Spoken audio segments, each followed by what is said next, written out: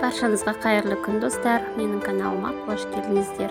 Видеоны көрмес бұрын менің каналыма тіркеліп, лайк басуды ұмытпаңыздар. Бүгін біз ең оңай және жылдам жасалынатын балды торт, яғни бәрімізге белгілі медовик тортын жасайтын боламыз.